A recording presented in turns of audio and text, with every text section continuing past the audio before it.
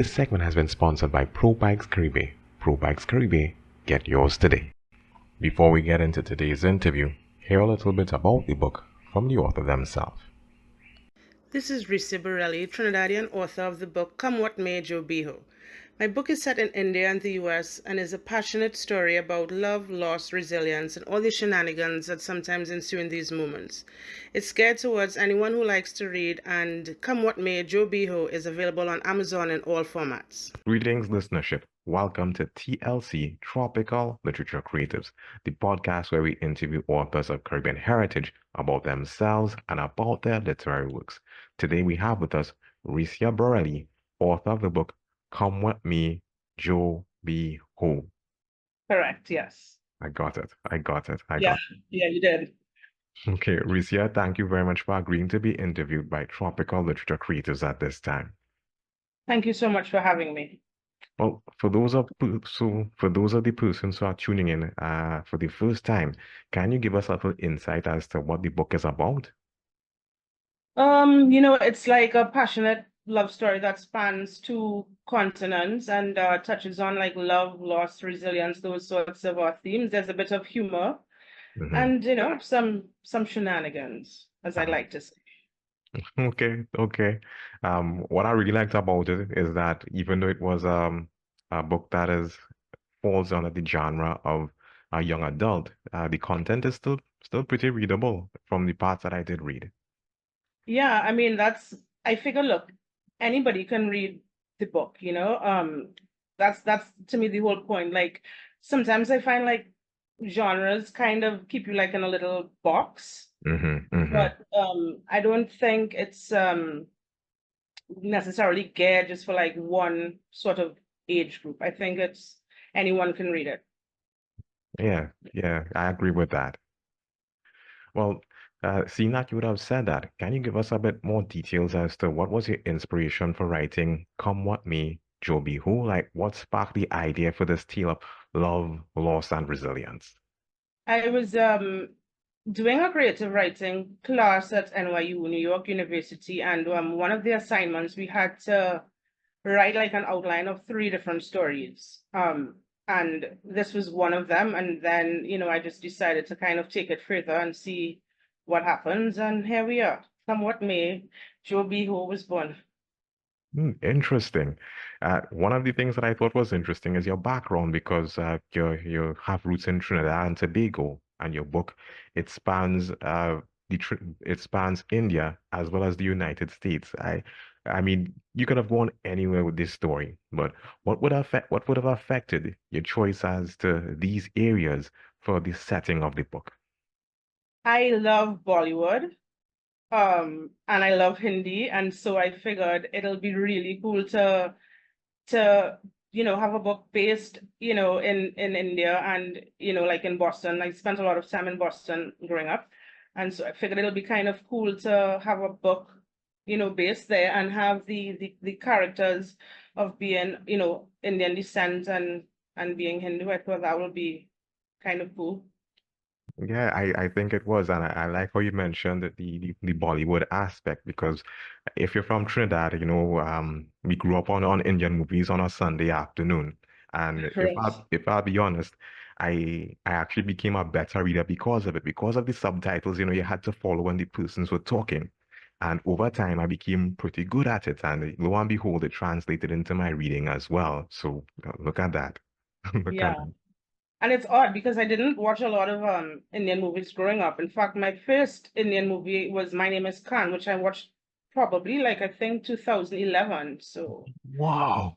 yeah, Wait, oh, okay, okay. yeah, Yeah, I mean, I haven't seen the movie as yet. Maybe I can make a list, I can write it down to probably take it in myself because obviously, as it served as inspiration for your book, who knows, me looking at it might inspire me to something else as well. yeah. It's a really good movie. Okay, I'll take your word for it. Um, in terms of your book, it covers themes such as love, loss, and resilience, and these are universally relatable. How do you ensure that these themes resonate with both young adults and with adults like myself? That's the thing, it is universal and as such, I feel like look, pain is pain, joy is joy, and I just felt like you just have to capture the essence. I mean, each person will experience it differently, right? But Mhm. like it's just the basic sort of essence and the shape of it, I think, is what sort of resonates across the age groups. And that's pretty practical because, like I said, pain is pain, regardless of who we are, where we're from. There are things that are common to us as human beings. Yeah, yeah. I mean, that's the thing, you know, pain is pain, joy is joy, laughter is laughter. It's yeah, but it's also still sort of like an individual experience, but it's still sort of, you know, it's still universal. So Well, we're going to change gears a bit, and I want to ask you about the publishing process because one of the things that was interesting when I was going through the details of your book is that it's a hybrid published product. One of the things that I'm accustomed to dealing with when I'm interviewing authors is that some of them are usually self-published authors, and some of them go the traditional route. And here it is that you're doing a hybrid, which is a combination of the two, and that is very unique, not just to the persons who I interviewed, rather your choice as well. Can you tell us a little bit about the process itself and why it is you chose to go this way?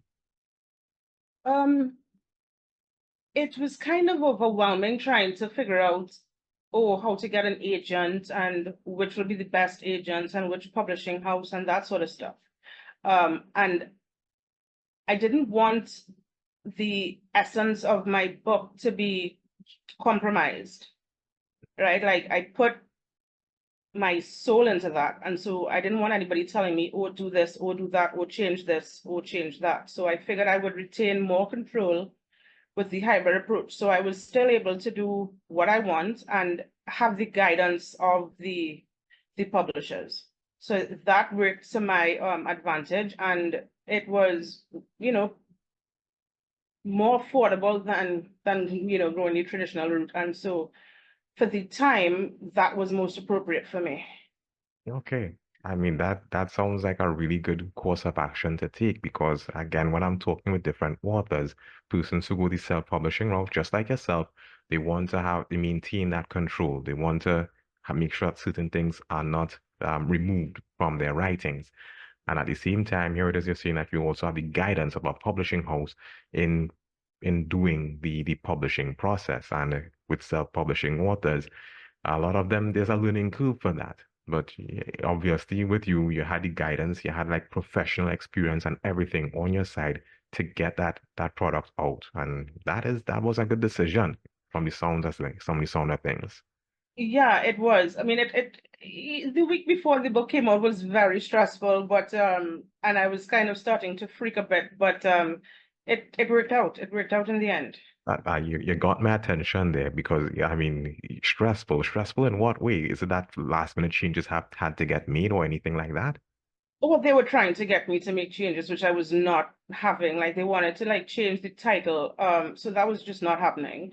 But apart from that, in terms of like ISBN numbers and copyright, and now having to have three different ISBN numbers for the three different formats and the copyright like that, it did not occur to me at the time. So now them telling me this the week before, and I'm like, wait, what? And you're now telling me this, and now you have to find more money to because you have to now pay for the ISBN numbers, and it's three different ones, and then copyright with the US Congress Library of Congress, so that was kind of stressful. But again, they did it, so that kind of eased the stress somewhat. Okay. I mean, well, as you mentioned, stress there, that sounds like a regular author problem because every author at some point in time during the process, there's a level of stress. And you also mentioned something earlier. You mentioned that, your writing was part of your soul. And again, authors, those are terms that authors seem to use commonly, that, the writing is a part of them, that it's a part of their soul. In some instances, they say that their book is their baby because they carry it around, for term. And then when the baby is born, it's a stressful and painful process, but they are very Yeah. relieved when the book is born, or rather it comes to fruition. So was there a relief when it is that it finally came out? or was it like Oh, an addition of more work for you to do? oh no, it was a relief. I bawled like a baby. It was just, it was exciting and it was just a relief. Okay, all right, we'll take that. We'll take that. Yeah. Mm. In terms of your book again, I you mentioned that the backdrops, or rather the background of the book, it takes place in US and also in India. When putting the book together, what was your process for doing research? Uh, is it that you spoke with persons? Was it the same movie that you would have watched? Was there more detail that you had to do investigations into to get things right? Oh, definitely. When it came to certain scenes, like particularly the wedding scene, I spoke to somebody in India. Hmm. So now they're speaking to me in Hindi, and I'm trying to. They speak, they're trying to speak in English because they aren't that good at English. So that's kind of funny. And this is like at midnight because of the time difference. Hmm. But so she was particularly helpful with the like the wedding scene, and another person in India sort of just double checked my Hindi. So that was also helpful. And funny, CNN and National Geographic were, sort of like a font of knowledge when it came to discussing like Hindu funerals and that whole process. So that was, pretty good. Okay, that sounds really creative of you, and the fact that you'd have gotten information from the sources themselves. So it's pretty authentic stuff that we're getting in the book. Yeah, I tried to, even though it's fiction, I tried to, have it as real as possible. Like I didn't want to just like create like a fake world. Like I wanted to use like actual places. So I felt like in order to do that, I have to research it properly and and have some sort of respect for the place. So that's pretty much what I tried to do. And we could respect that. We could respect that as I want to say that you're an artist, or you can maybe think that's appropriate or not, but it is that seem that you took like your craft seriously and wanted things to be at a certain standard that you have wanted to make sure that it was authentic. So, like you said, to bring respect to the place, etc. And we can respect that. Yeah, precisely. You had mentioned that you would have done research, that you'd have watched CNN, National Geographic, etc. Can you give us a little insight into your writing process? Is it that you wrote like maybe a chapter a day? Is it that you wrote when, as some persons say, the spirit or the zombie moved you, that kind of thing? I did not write a chapter a day. I just wrote until I couldn't write anymore. And then when it says, okay, stop, I stop. I can't force it. I'm very weird when it comes to writing, it seems. Hmm. It tells me when to write and when to stop and that sort of thing. So in the middle of the night, I may have an idea, and so I'll be texting myself a paragraph or something to add to the book or to change or whatever. So whenever the writing says right, I listen. Okay. Well, and I guess everyone has their style and everyone has something that works for them. But the important thing is, regardless of your style, you got the job done. Yeah, yeah. I'm thrilled about that. It took a while. I was doing it on my phone You're because my computer, on your phone, yeah, yeah. Half the book was written on my phone, my computer crashed. oh. And so yeah, half the book was written on my phone. And then I got very frustrated. So I left it for a while. Um, then I got a computer and I finished the rest of it in like about 3 weeks. So it turned out fine. Uh, Okay, I spoke with another author who was also on this program, and his book took about 10 years to come to pass, during the conception and the writing and everything. But when you mentioned that your phone crashed and then you got a computer afterwards, that is like next level stress right there. I mean, when I'm talking with colleagues and they're doing, for example, a research paper, and after spending like 5 hours and you hear power goes and the paper lost, there's a man shouting in the background, "Oh no!" Yeah. Yeah, that's an awful experience. Yeah, yeah. Did you? Was the cloud around back then where you were able to store stuff online, floppy Oh disk? no. After I lost everything from the phone. So then I had to go right back and start. everything all over again. But thankfully there's, like the phone memory, so then the word just kind of came up, which was kind of helpful. But after a while I started like emailing it to myself and to a friend just to make sure like I have backup. Yes, yes, yes. Yeah, you have to be thorough. Just curious, what kind of phone was it? Was it Nokia, by the way? No, it was a Samsung Note. Okay, I guess authors, if you're listening, I mean, probably make note, you know, um, phones that you can write on to just keep track of things just in case, just in case. So Yeah. I'm thinking Samsung may just come with an ad just now, for writers to just, write their book on their phones. But, we could delve into that maybe at another point in time. Yeah. What was the most rewarding feedback that you have received about your book to date? Uh-huh. Wow. Somebody said it reminds them of Jhumpa Lahiri, which is a really great author. Ah, Um, Somebody said they felt like they were watching a movie. Another person said it should be a movie or a TV series. And then, just in general, some comments about the descriptions, and somebody that does not like seafood said they really enjoyed hearing about the descriptions of seafood and they wanted to eat it. So I thought that was pretty decent considering they hate seafood. So just little compliments like that and those sorts of comments, and the fact that they appreciated the descriptions, and that they felt what was being said and what they were, reading, like they felt they felt it. I thought that was really cool to hear.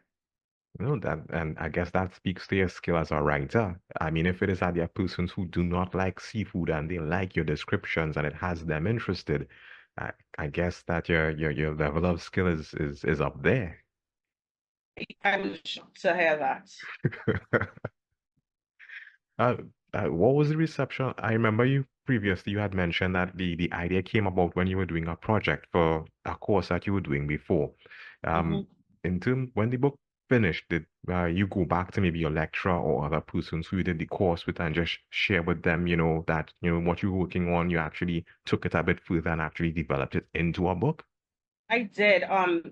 The person who recommended me to be a part of the class at NYU, I sent it to her, and so she was like floored and like just Hmm. really excited and stuff, because she was like, you did it. You actually did it. You said you were going to do it, Hmm. and you did it. So that was pretty cool.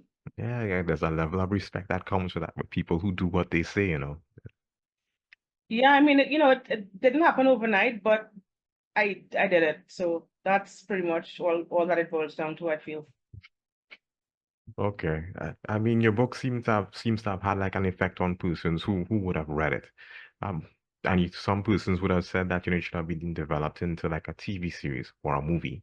If it is that the option were to be presented to you, what would your thoughts be about something like that? Your book being developed into a movie or to a TV series? I think that's a great honor. I think that'll also be very exciting. It's a different sort of avenue. It'll be like a different sort of experience behind the scenes sort of thing. So I think that'll actually be, something very exciting, and I'll be thrilled. Ah, uh, another question along those lines. You would have started this book as part of a writing program. What would your thoughts be if it is that your book were to be used as a tool in the Caribbean to help persons with their reading and their comprehension skills? I actually thought of that. I said, I wonder how this book can be like, because it'll be cool to be like a literature textbook, I feel. Hmm, hmm. I was like, that'll be kind of interesting and neat. So it was, I was just, I was thinking about that. I think it'll be really cool. All right. Okay. I mean, but it sounds like it has potential based on the feedback that you'd have gotten from persons. Yeah, I mean, I do hope so. I mean, as long as it's enjoyed by people, I think Hmm. that's all that kind of matters to me. You Okay. love it, you like it. I mean, that's just great. Then mission accomplished. Okay. Well said. Well said. Well, I have to come to the most obvious question. And the question, it comes right in the title of the book. Joe Beho. I mean, what do those words mean? It pretty much means whatever happens, happens. It's like whatever. So Okay. like come with me, you kind of Come What May is like, again, it's like whatever happens, happens. So Mm-hmm. you is the Hindi version. Ah, okay. So I see like, you know, there's like these subtitles in the title for persons who, you know, want to read about it as well. So yeah, Yeah. you're catering to those persons. How do you come up with the title though? Did it take some time, or is it that, you know, from the jump, this is what the title was going to be? No, that was a work in progress. Like I had the last line before the book was done, right? But the title, however, was like, I had no idea. I played around with a lot of titles, and then eventually Come What May literally just came to me. Okay. And it felt right, and it tasted right, if that makes sense, which probably doesn't, but it tasted right, and I felt like, yes, this is it. I mean, to some persons it might not sound right, but I mean, you mentioned in the book that there's descriptions of food, so I'm thinking it's along those lines. So, you know, she knows what she's saying. She knew, guys, Touche, if you have any doubts, read the book so you'll know what she's saying. touche. Uh, This being, you being a first-time author putting this book out there, do you have any intentions of being, let's say, a second-time author putting out another book? Yeah, I have plans afoot. I'm currently working on a second book right now. I have a couple chapters down, and I'm doing some research because I have to do research. I don't want to just be talking just because I have a hole in my face. It needs to be backed by, sort of facts. At least Hmm. that's how I kind of feel. So, yeah, that book I'm working on is actually going to be set in Trinidad and Tobago. Oh. So, very excited. Well, so am I. Because it's really good to see when books are written about, you know, well, I guess our country, and hoping that there are things that are happening in the country that I can relate to, because personally I like that about books. A book that talks about pilau or doubles or Maracas Bay or Right. or these things that my country is known for. When I look in a book and I see these things, I'm like, hey, I know what she's talking about. You know, I have experienced that as well. And Yeah. and it's great because when your book is out there, other persons are able to see it for themselves and partake of the experiences as well. And um, from the sound of things, your level of description is pretty stellar. So persons, when it is that you're talking about a bacon shack or doubles or something, they're going to be, you know, I want to try that bacon shack. I want to try that doubles too. I want to try that pale out too because you seem to be really good at describing food. Thanks. I like food. I like to cook. So it's very that's just very exciting. Well, yeah, that is interesting as well. The fact that you like to cook, that you're really good at describing food, and that you're an author as well. It seems that all these things come together. Yeah, that they all come together to make this character you're talking to right now, Recia Borelli. Well, we spoke about your upcoming project, but we're midway through 2024. What should we expect before the end of 2024 for you? I hope the book is done. The book that I'm working on, I hope that's done. It'll be cool if it's published. But I want it to be done. Okay, fair enough. Fair enough. You have Yeah. books for yourself and everything. Mm. For persons who are listening to this interview right now and listening to you with your process, with your research and getting your work done, do you have any advice for them if it is that they want to do something like what you would have done? And by that I mean, um, write a book, put it together. All I can say is just do it. I mean, if you want to write a book, write the book. That's about all I can say. Just write the book because only you can write that book, right? Like I can't, you know what I mean? Like you can only write the story. So just Mm. write the book. All right, keeping it simple, keeping it Yeah. simple. All right, listeners, Recia Borelli, author of Come What May, Joe B. Ho. Recia, thank you very much for agreeing to be interviewed by Tropical Literature Creators at this time. Thank you. It was an honor and it's my pleasure. Thank you. You've been listening to TLC, Tropical Literature Creators. If you've heard something of interest or something you like, reach out to us. Reach out to our authors. Follow us on social media. We look forward to hearing from you.